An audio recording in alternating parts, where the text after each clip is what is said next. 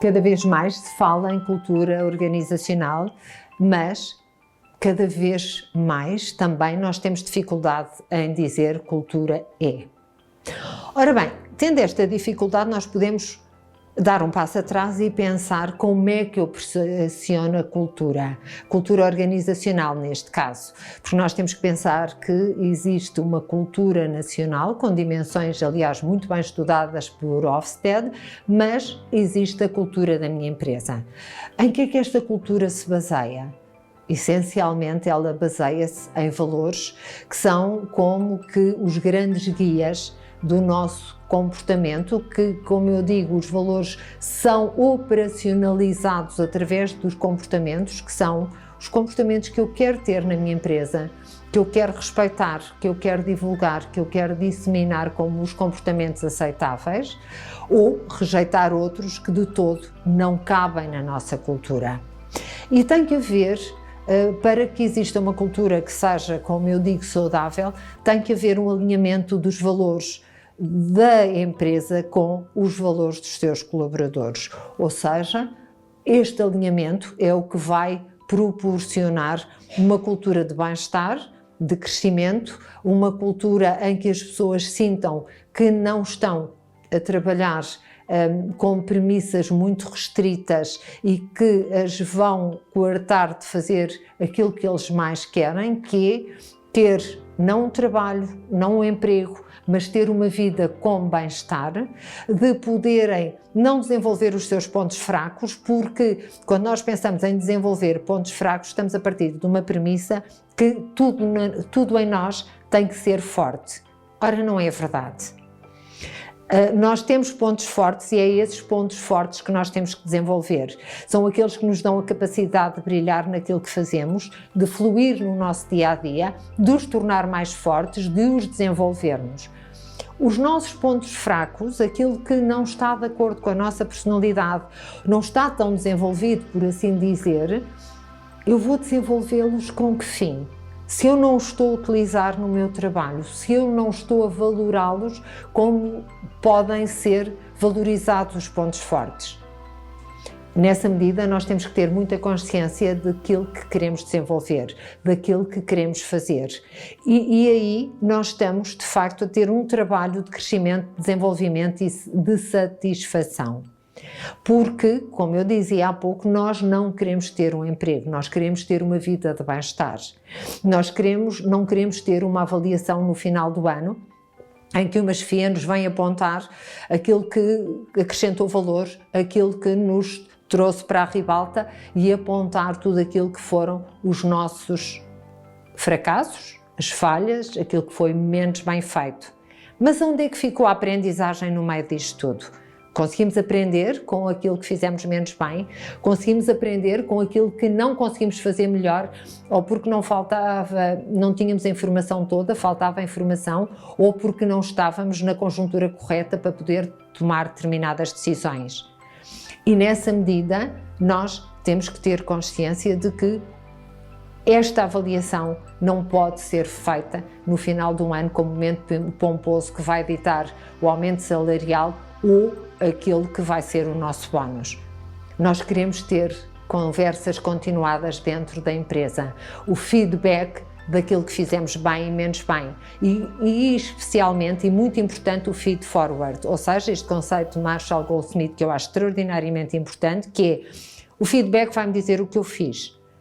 Mas daqui eu tenho que tirar aprendizagens para delinear os próximos passos. Este feed forward são os próximos passos. É o comportamento desejável para, com base em fazer coisas diferentes, eu possa ter resultados diferentes. E nessa medida, sim, eu não quero ter uma avaliação no fim do ano, eu não quero que a minha cultura se baseie em rituais muito estritos e muito fechados, eu quero ter conversas continuadas, conversas com feedback e feed forward, em que são delineados os próximos passos de desenvolvimento, de crescimento, de enquadrar as coisas de maneira diferente e que me possam desenvolver e não estar agarrada a uma avaliação que é um momento ritual, muitas vezes vaziado de sentido. Além disso, quando eu digo eu quero ter feedback e feed forward, isto por vezes implica as designadas conversas difíceis. Conversas em que nós vamos falar de temas que não nos são tão apelativos, mas que são aqueles que nós precisamos de enquadrar, de analisar e de crescer com eles. As conversas difíceis precisam-se dentro das organizações. A coragem de dizer eu não me sinto confortável, eu não estou a sentir que esteja a fluir naquilo que estou a fazer, porque eu sinto que quando faço isto o resultado é este e que poderia ser um resultado diferente. Conversa difícil quando eu digo a um colega ou uma chefia, eu não fico confortável quando tu na reunião me dizes fazes determinadas avaliações em público quando eu preferia que as fizesses só comigo. Eu não me sinto confortável quando um colega tem determinado comportamento que não é em prol da equipa. E ao pôr o foco em mim próprio e ao pôr em foco aquilo que eu sinto, eu estou a dar oportunidade ao outro de poder ter uma conversa difícil com base em premissas fluidas e tranquilas. E estas conversas difíceis precisam-se para crescer. Eu costumo dar um exemplo simplista. Quantas vezes nós temos conversas difíceis com os nossos filhos, quando há um comportamento que não é aceitável em casa ou quando há uma nota, uma avaliação que nós não queremos enquadrar como aceitável dentro daquilo que são os parâmetros daquele aluno e que por acaso também é o nosso filho.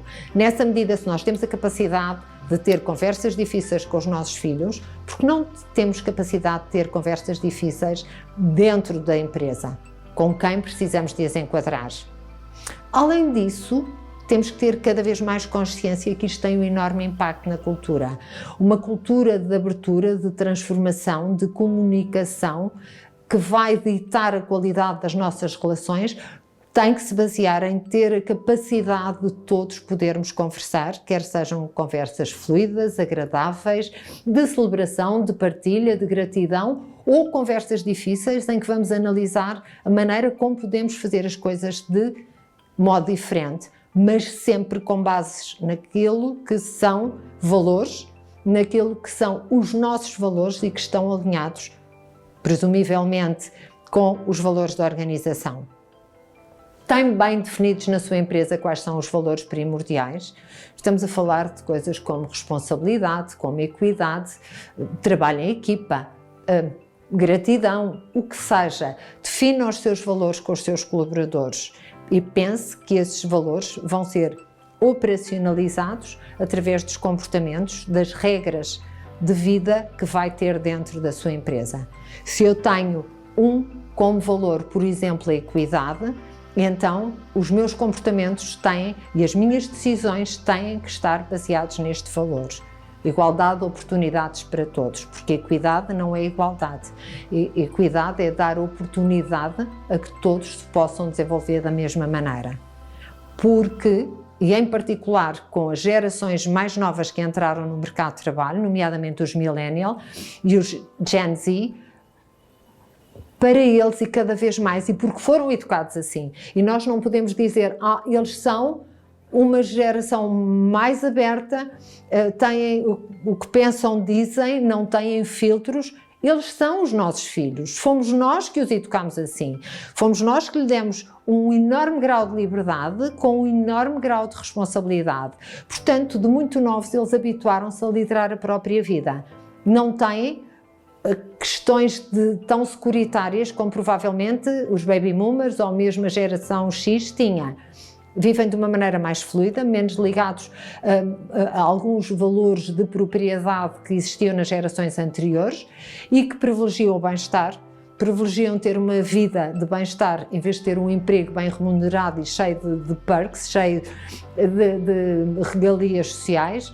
O carro que não lhes diz nada, provavelmente uma bicicleta a pedais está mais de acordo com os seus valores, porque também está de acordo com os valores que eles têm relativamente ao ambiente em que vivem e ao ambiente e ao clima e a tudo o que seja proteção e bem-estar.